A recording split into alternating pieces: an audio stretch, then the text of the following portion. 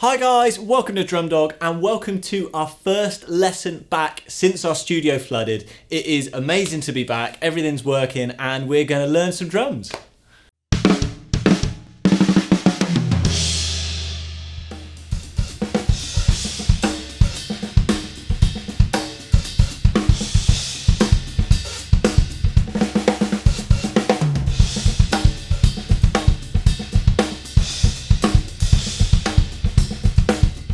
Now today we are going to be checking out something that might not be obvious on the kit and might not be something that you think, yes, I need to learn that. But it's one of those things that I think has opened up so much more freedom on the kit for me and is going to make a huge difference to any beginner or intermediate player looking to open up their freedom on the kit and take their playing to the next level. Now what we're going to be checking out today is crashing with your weaker hand. Now that sounds super easy, but it's not often as smooth as it sounds in application.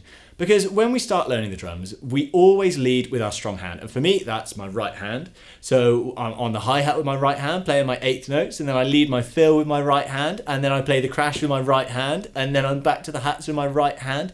And we rely on that right hand to do everything. And the kind of thing this breeds is a drummer who leans on their stronger hand in grooves, in fills, in crashes, and in everything. So your strong hand is kind of taking the whole kit.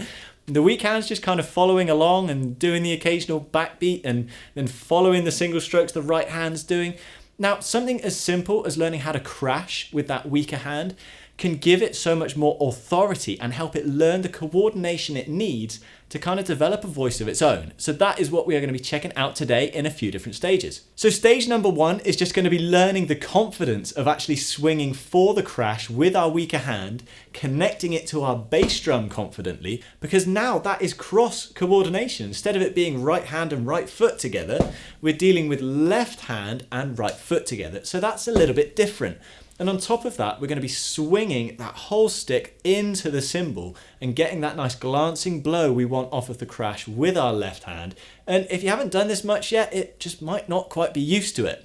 So let's set ourselves up with a nice simple fill, snare, snare, tom. So we'll go 1 and 2 and 3 and snare, snare, tom, crash with the left hand. Right, left, right, left. Let's check that out on the kit.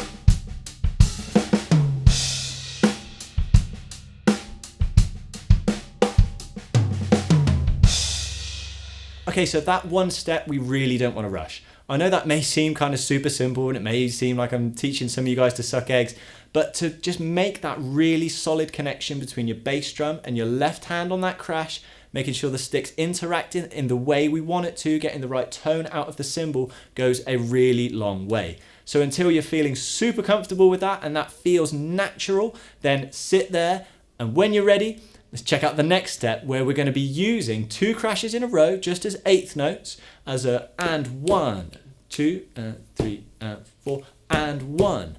So starting on our right hand and then we're coming over to our left hand to take that beat 1 again.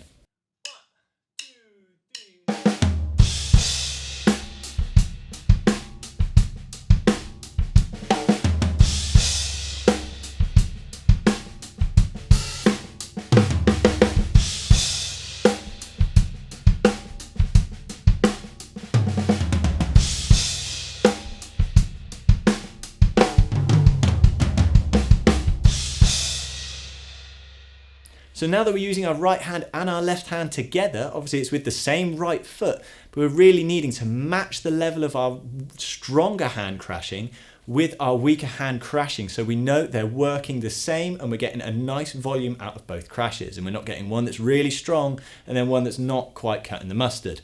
So once we've got the hang of that as a right left, let's start switching it around. So sometimes we'll play it as a right left and sometimes we'll play it as a left right.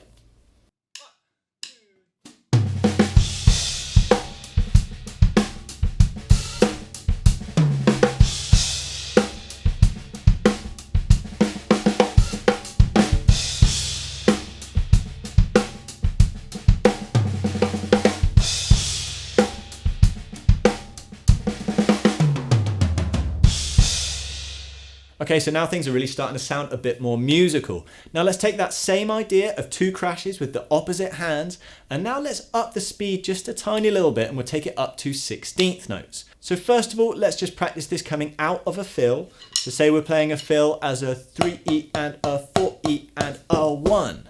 Then we've got a nice left, right out of our fill with 2 crashes right next to each other.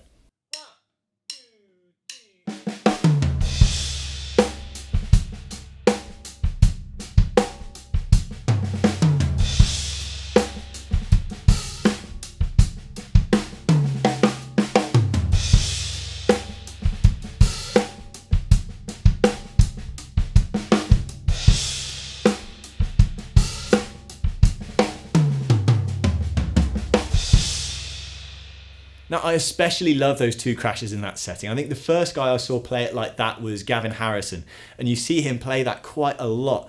And it gives a really nice effect of kind of swelling into the main crash with a sound kind of opening up before it. I just think it sounds really cool.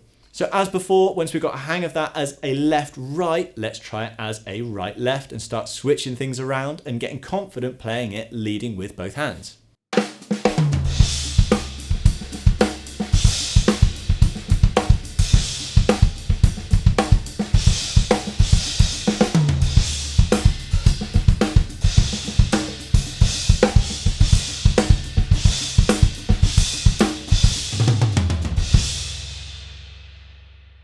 Okay, so now we've really got a feel of how that left hand on the crash can actually open up our vocabulary and open up some new ideas and crash sounds that previously would have been a real challenge to just play with one hand.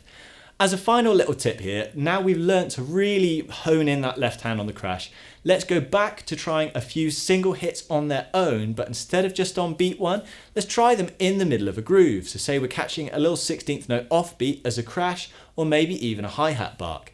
Now just having that left hand coordination to be able to throw in a cymbal with a bass drum really opens up what we can do at the same time as our right hand, say, playing the ride cymbal.